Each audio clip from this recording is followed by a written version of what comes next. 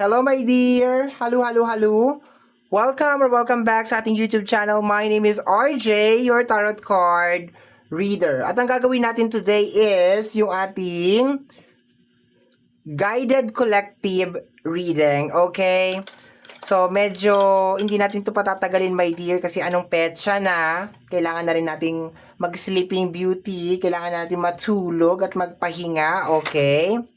So sa mga hindi pa po familiar kung paano nagwo-work my dear ang ating guided collective reading, it is a combination my dear ng dalawang bagay, cards and message galing sa aking mga spirit guides. Okay.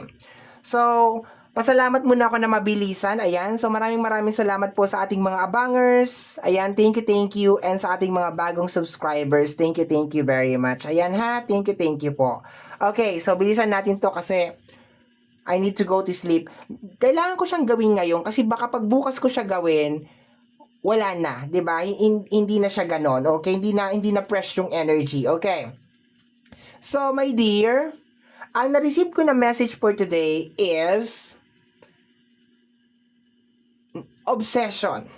Okay, it's more on the obsession, my dear, ng mga iilan-ilang tao sa'yo. Parang hindi nila maiwasan na hindi, para kang dessert or para kang toppings. Lagi kang nandoon, lagi kang napag-uusapan, lagi kang nagiging topic, lagi kang may mga tao na parang gustong-gusto nila my dear na lagi kang included sa usapan. Lagi kang minsan ikaw pa yung nagiging pinaka headlines talaga my dear. And they are talking, as in like they are talking for hours, 3 hours, 4 hours, minsan 5 hours na ikaw lang talaga ang topic. As in ikaw lang talaga ang pinag-uusapan. Okay? Ikaw lang talaga. Okay? So, kuha tayo ng additional cards for this. Teka, mamaya ko na to gagamitin. Dito muna tayo sa tarot card. Okay? Kukunin ko na may yung 6 cards. Okay? Para mabilis na tayo. Hindi na tayo masyado pa magtambay. Okay? Kunin na natin yung 6 cards. Paki-clarify po yung message na nakuha ko. Paki-clarify po yung message na nakuha ko. We have here the energy of the Justice card. Okay? Kunin ko yung keyword dito. It's more on balance ang nakukuha ko dyan, okay? We have here the energy of the Four of Pentacles stack. Okay, stack na energy. I think it's more on sabi ko kukunin ko lahat ang mga cards, pero grabe yung message kasi. I think it's more on pagtataka, my dear, kung bakit hindi ka nananatili dito sa sitwasyon na to. There is something in you na parang nawiwirduhan sila, my dear, na parang kung pwede ka lang nilang kunin at pag-esperimentuhan or something ganyan, gagawin nila. Kasi there's something with you na, teka lang, malulobat ako. Malulobat yung cellphone ko. Wait lang. Charge natin. Hindi pwede. Okay, kailangan natin i-push to. Ayan, hindi pwede. There's something in you, my dear, okay, na para bang nagtataka sila kung bakit lagi kang nakaka-survive sa lahat ng mga parang mga obstacles na posibleng sila din talaga ang may gawa.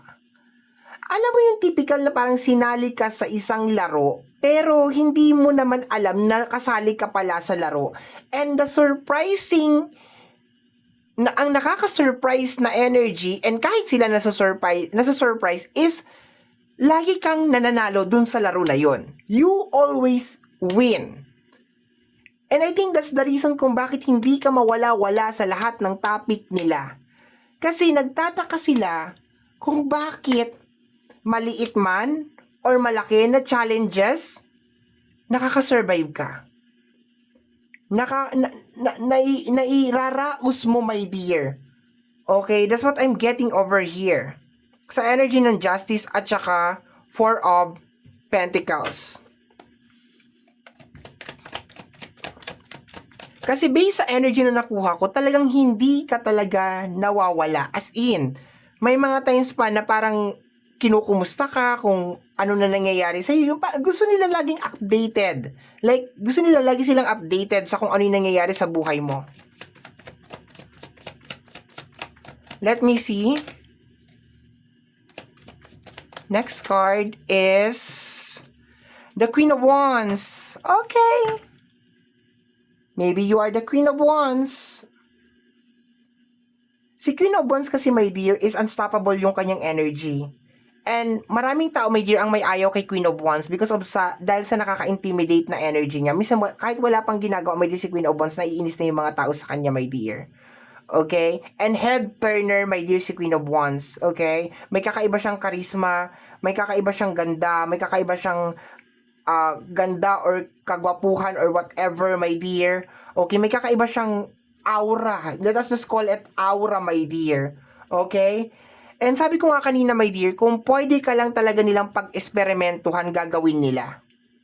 Okay? Let me see.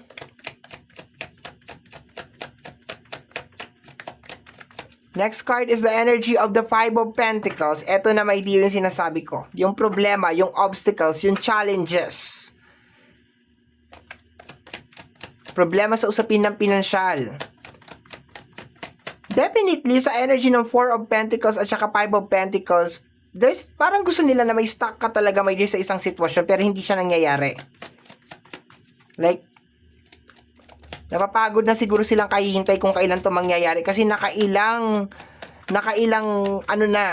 attempt na. Oh, the Four of Cups. 'Di ba? Mga stuck na card to, my dear. This is more on stuck na card. Oh. So ito kasama niya to. Ito kasama niya to. Hanapin natin yung kasama ni Four of Cups. Paki-clarify po si Four of Cups. The Two of Cups. Okay. Ang Two of Cups kasi, my dear, is parang bagong tao, bagong mukha, bagong energy. So, gusto kitang tanungin ngayon,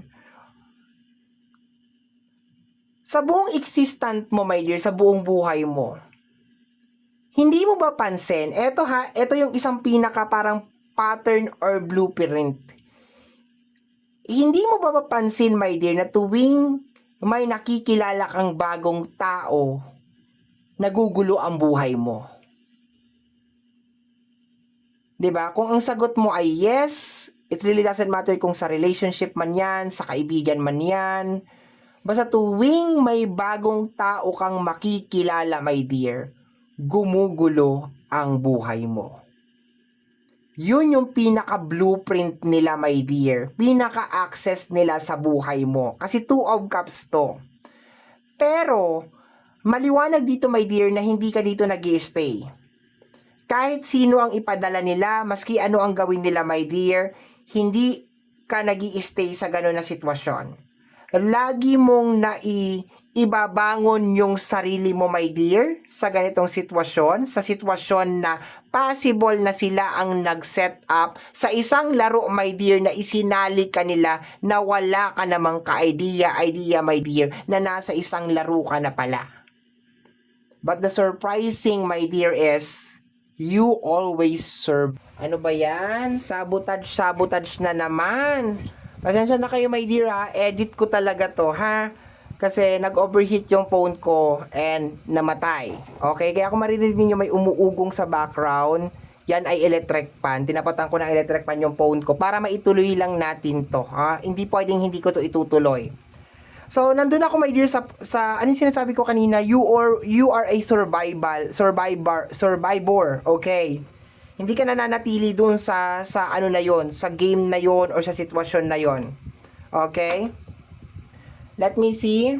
Next card tayo, my dear. Let's go. Lalaban natin to. Ano to? May nakaharap na. You are not perfect, it's okay. You are not perfect, it's okay to create mistakes. Okay. We have here, it's okay.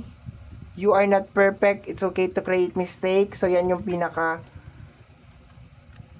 Tapos, we have here, balat sibuyas. Okay, itong mga tao na to, mga sensitive to, my dear. They are so sensitive. Hindi, siguro maski wala ka pa nga sinasabi sa kanila eh. Yung action mo pa lang, my dear, super intimidate na sila. I think kasi nandun ka talaga, my dear, sa point na talagang ini-improve mo yung sarili mo. Yung para bang accept mo talaga na okay lang magkamali, okay lang na parang oh yes, okay lang na magkamali. Yun ang nakukuha ko dyan. Okay, let me see, add tayo ng cards. Tingnan natin. Add tayo ng cards para makuha natin yung buong message. We have here the awakening card, okay? Siguro piniprevent ka rin nila, my dear, na magising ka talaga, okay? Yung mga tinatawag na third eye. Yung mga, di ba? Yung awakening. Yung piniprevent nila, my dear, na magising ka sa katotohanan. Kasi, kung ngayon nga na hindi ka pagising, 'di ba? I'm just assuming, my dear, na hindi ka pagising. Kung ngayon pa nga lang na hindi ka pagising, nakaka-survive ka na, my dear, dito sa mga ginagawa nila ng mga challenges and mga obstacle. Paano pa kaya pagising ka na? Ano yung kaya mong gawin? Okay, ano pa yung kaya mong gawin? Bakit pag tinitigan mo lang sila, baka matunaw na sila, 'di ba? So, 'yon. Let me see, my dear, additional cards pa tayo. Awakening. Ayaw nila na magkaroon ka ng awakening. Sa bagay, ugali naman talaga yan. Yung mga iba, my dear, na mga nauna nang nagising, napansin ko lang talaga. Kala ko nga dati, sabi ko, pag mga meron na mga third eye, yung awake, kasi mas kilala siya, my dear, sa tawag na third eye. Pero yung third eye at saka yung awakening, iisa lang yan. Okay? It's more on kung saan ka lang magiging komportable na tawagin siya. So, akala ko dati yung mga tao na may mga third eye or yung may mga awakening, mababait. Yung iba pala, karamihan, almost majority, hindi. Hindi talaga sila mabait. Okay? Hindi talaga. Huwag natin pag-usapan yung awakening kasi kanya-kanya tayo ng pamamaraan kung paano magkakaroon ng awakening. Pero, ang pinakasigurado lang dito, my dear, is they are trying to prevent you from awakening. Ayaw ka nilang magising kasi, 'di ba? Kung ngayon pa nga lang nakaka-survive ka na sa mga obstacles and challenges na ginagawa nila, paano pa kaya, 'di ba? Baka napaparanoid na tong mga tao na 'to eh. Baka kaya siguro binabantayan ka na binabantayan kasi gising na ba? 'Di ba? Paulit-ulit siguro tinatanong, gising na ba? 'Di ba? Nag-awakening na ba siya? Kasi natatakot sila dun sa moment na 'yon na magkaroon ka ng awakening. At saka siguro for some of you is you're not trying to be perfect. Natural lang talaga kayo. Okay? Burning rice. Okay? Gusto nila na maghirap ka. Alam mo, lately, pag meron mga tao, my dear, na nagmamanifest sila na maghirap yung kapwa nila, isa lang ang nasa isip ko. Gusto nila na mahirap ka kasi gusto nila maging, alam mo yun, in control sa'yo. Kasi ang kaya mo lang naman kasi kontrolin ang mahirap. Totoo yan, my dear. Ang kaya lang nilang kontrolin, my dear, is yung mga mahihirap. Ang kaya lang nilang bilog-bilugin, my dear, is yung mga mahihirap. Pero yung mga mayayaman, hindi nila kayang bilog-bilugin yan. So, I have this feeling, my dear, dito sa reading natin ngayon, na itong mga tao na to, my dear, ay gusto talaga, my dear, na hindi ka makaalis din sa sitwasyon mo na yan. And patuloy silang gagawa, my dear, ng paraan na hindi ka makaalis din sa sitwasyon na yan. And I hope, my dear, na sa lalong madaling panahon, magising ka na, 'di ba? Magising ka na sa kakayanan mo, sa abilidad mo.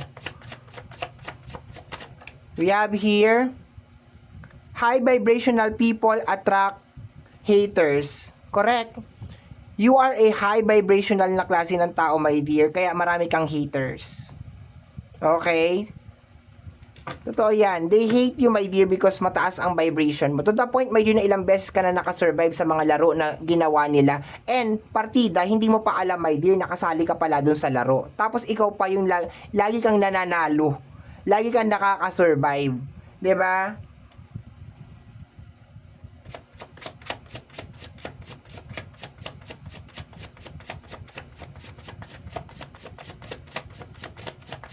Let me see. Last card na tayo, my dear. Tapos Sleeping Beauty na ako. Edit ko pa to. Okay? Somebody is claiming that they know you. Okay? Alam ko na yung eksena dito, my dear. Alam ko na yung nangyayari dito.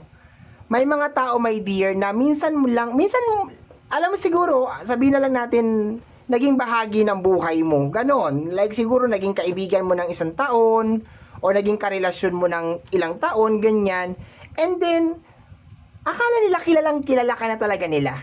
No? Actually, etong mga tao na to, may na nakasama mo ng iilan taon, yung ilang taon lang, sabihin natin mga 2 years, 3 years, yung mga ganyan, sila yung unang nakakita, my dear, talaga ng potential mo. Okay, nakita nila yung potential mo, my dear, and sinikap nila, my dear, na hindi, alam mo yun, hindi mo ma-discover yung potential mo na yon. Okay? And definitely, my dear, meron tao dito na parang naging informante. Okay? Parang naging informante, my dear, na eto si Collective ganito ganyan. Ano to, ganyan ganyan, ganon. Mayroon siyang potential. And alam mo, my dear, kaya ka siguro hindi mawala-wala din sa usapan nila. Eto lang nga sa akin lang kaya hindi ka mawala-wala sa usapan nila, my dear, is because tinitingnan siguro nila, my dear, or parang nagkakaroon sila ng kutob kung gising ka na ba or hindi. Yun siguro yung pinakamalaking question doon, my dear, kung nagpapanggap ka lang ba na tulog or gising ka na. No? Yung bukas na ba yung third eye mo? Yan yung pinakasikat sa lahat Bukas na ba yung third eye niya o tulog pa rin siya? Kasi kung bukas na yung third eye mo, etong mga taong to, nanginginig na to ngayon. As in, nanginginig na tong mga to ngayon, my dear. To the point, kung ikaw, my dear, to the point na napapanood mo tong reading na to, kung ang sagot mo sa tanong ko is gising ka na, wala ka nang dapat ikatakot sa mga taong to. Wala na. Kasi bakit? Na-unlock mo na Na-unlock mo na, my dear, yung bagay na ayaw nila, my dear, na ma-unlock mo. Nabuksan mo na, my dear, yung bagay, my dear, na ayaw nila na mabuksan mo. And to the point, kung ang sagot mo sa tanong na ito ay oo, tanggalin mo na yung takot mo sa mga tao na to. Hindi ka na nila kayang galawin. Maniwala ka sa akin. Maniwala ka. Kasi kaya ka lang naman nila ina-attack, my dear, kasi ayaw nilang magising ka. Ayaw nila, my dear, na madiskubre mo yung kakayanan mo, yung abilidad mo. Ayaw nila yon. Kaya siguro, my dear, hindi ka mawala-wala sa lahat ng topic nila, sa lahat ng conversation nila. Kasi hanggang ngayon, my dear, nagwa-wonder sila, my dear. Una, kung paano ka nakakasurvive sa lahat ng laro, sa lahat ng game, sa lahat ng obstacle, sa lahat ng struggle, my dear, na sila ang may gawa. Pangalawa, nagtataka sila, my dear, kung nagpapanggap ka lang ba na inosente at tulog. 'Di ba? Yung ganun nakikurious tong mga tao na to sa iyo, my dear, pero ang pinaka-highlight lang dito, my dear, is ayaw nilang magising ka. At gagawin nila lahat ng makakaya nila, my dear, para hindi ka magising. Okay? So, yun. And kung nagtataka ka pa rin, hindi mo pa rin maintindihan tong reading na to, bakit ako? Because you are a high vibrational na klase ng tao. Ibig sabihin, you are special. Maybe you are one of the chosen one. Baka isa ka sa mga chosen one. Okay? And gusto ka nilang maghirap. Bakit gusto nila ako maghirap? Gusto ka nilang maghirap, my dear, kasi yun lang ang tanging paraan para makontrol mo ang isang tao pag nanatili siyang mahirap. Nagkakaintindihan po ba? Pag nanatiling mahirap ang isang tao, control mo siya, my dear. Kasi magiging sunod-sunuran yan. Pag sinabi mong upo, uupo yan. Pag sinabi mong gulong, gugulong yan. Pag sinabi mong stand up, tatayo yan. Magiging aso yan, my dear. Magiging sunod-sunuran yan. Ganon. At tanging mga gising na tao lang ang makakaintindi sa sinasabi ko. Kasi that is the reality of life, okay? So, my dear, hindi ko na ito patatagalin kasi inaantok na po talaga ako. I hope, my dear, na naintindihan mo yung sinasabi ko because this is a collective guided collective message. I hope na naintindihan mo, my dear, and inaantok na po talaga ako. Ayan. So maraming salamat po sa pakikinig. Maraming salamat po sa pagsama sa akin. And kagaya po na lagi kong sinasabi, ang tanging hiling at dasal ko lamang po sa ating buong may kapal ng mga readings na ginagawa ko ay nakakatulong po sana sa ating lahat. Maraming salamat po, my dear. Thank you very much. Bye-bye.